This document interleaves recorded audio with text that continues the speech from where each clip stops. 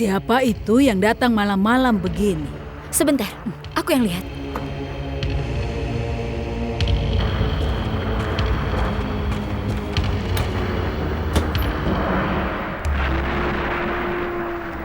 Yuvraj, kau?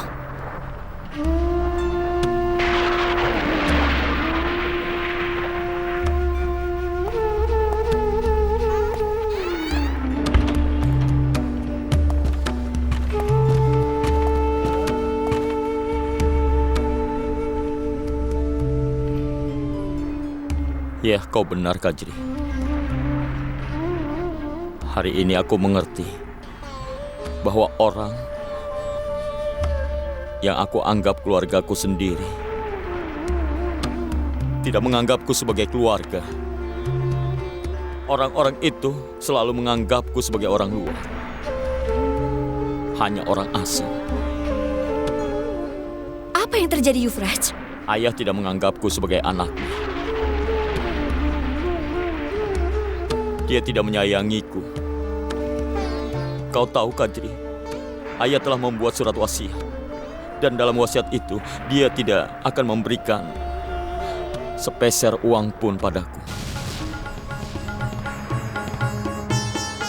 Bahkan,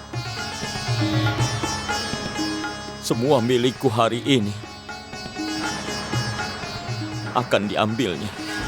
Aku tidak peduli dengan wasiat itu, tapi aku sedih karena ayah tidak menganggapku sebagai anaknya. Dia tidak menyayangiku lagi. Ayah hanya peduli pada saudari perempuanku. Aku tidak tahu apa yang harus kulakukan. Bagaimana kau bisa tahu? Aku tadi dengar pembicaraan ayah dengan pengacara. Dan dalam 2 hari mereka akan membuat surat wasiat baru. Siapa lagi yang tahu tentang masalah ini? Tidak ada yang tahu sampai sekarang. Kajri, aku tidak pernah membayangkan ayah akan melakukan ini pada saat aku sangat membutuhkannya. Bagus sekali, Yuvraj. Kau telah mengetahui kebenaran yang sebenar-benarnya. Kalau tidak, kau tidak pernah percaya apa yang aku katakan. Tapi Yuvraj, kau punya waktu 2 hari. Dan pilihannya, kau harus membunuh ayahmu.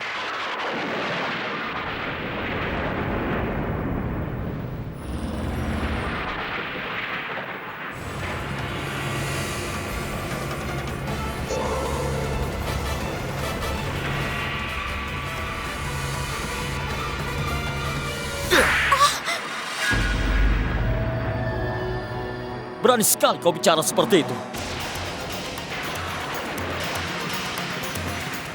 Kau tidak bisa mengubah kebenaran dengan menampar wajahku, Yuvraj. Kau bisa membuatku diam dengan melakukan ini.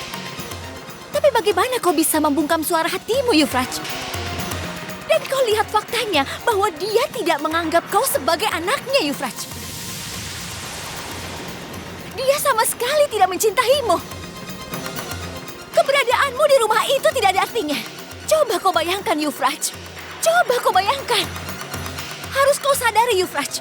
Untuk apa dia terburu-buru mengubah surat wasiatnya? Yuvraj, dia tidak peduli denganmu dan juga kepada Naman. Dan kau tidak masuk hitungan. Yang dia pedulikan hanyalah anak perempuannya saja. Tidak, Kajri. Aku katakan sekali lagi, itu tidak akan terjadi. Yuvraj, kau tidak bisa mengubah nasibmu dengan amarah. Coba kau pikirkan. Kau tidak bisa memikirkan dirimu sendiri. Apa kau tidak ingin anak kita Naman tumbuh dengan baik?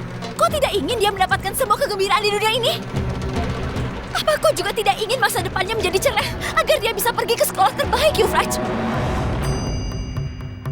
Dengan tetap diam seperti ini, kau merusak bukan hanya hidupmu tapi juga kehidupan Naman, Yuvraj.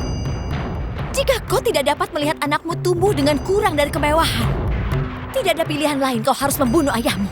Tidak, Kajri. Jangan pernah kau katakan hal seperti itu lagi. Tidak peduli bagaimana nasibku nanti, aku harus hadapi. Tapi aku tidak pernah bisa berpikir begitu tentang ayahku. Dia mungkin tidak menganggapku sebagai anaknya. Aku tidak peduli soal itu. Tapi aku tetap menganggapnya sebagai ayahku. Kau mengerti itu? Baiklah, Euphrates. Lakukan sesuatu untukku. Cepat bawa Naman dan tinggalkan di jalan. Biarkan dia jadi pengemis. Karena bagaimanapun, kita tidak bisa melakukan apa-apa lagi. Karena tidak ada gunanya dia hidup. Tidak, Kadri. Selama aku masih hidup, anakku tidak akan pernah melakukan hal itu. Akan kuberikan anakku semua kesenangan di dunia ini. Kau mengerti? Aku akan membahagiakannya. Benarkah? Apa itu benar, Euphrates? Kau akan memberi anakmu kebahagiaan di dunia ini?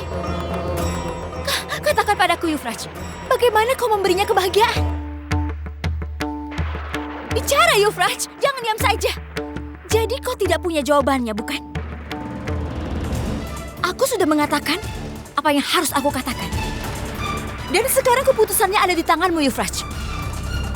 Apa kau akan membela orang yang tidak memberimu apa-apa selain menghinamu sepanjang hidupmu? Atau kau akan mengorbankan anakmu yang adalah darah dagingmu sendiri? Cukup, Kadri, cukup! Hentikan! Apa kau sadar apa yang kau katakan? Apa kau punya perasaan? Kau memintaku untuk melakukan hal keji. Untuk membunuh orang yang selalu menyayangiku. Bagaimana kalau aku bukan darah dagingnya? Tapi sampai saat ini, dia tidak pernah membuatku sedih. Setiap permintaanku dan setiap kebutuhanku selalu saja dipenuhi.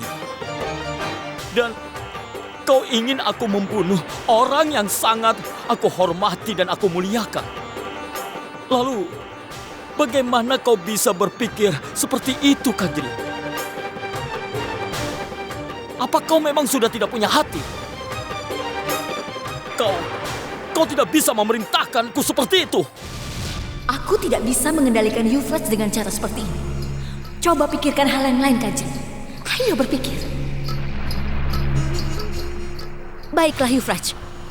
Jika ini sudah menjadi keputusan terakhirmu, maka ini keputusan terakhirku. Aku yang harus pergi dari sini untuk selamanya dengan Naman. Dan sejak hari ini, kau tidak bisa melihatku dan juga Naman. Jika kau bisa memukulku untuk seseorang yang membuatku dan Naman menderita, maka kau juga tidak berhak mendekati anakku, Euphrates. Maka akan lebih baik jika kau pergi sekarang juga dan tinggalkan kami di sini.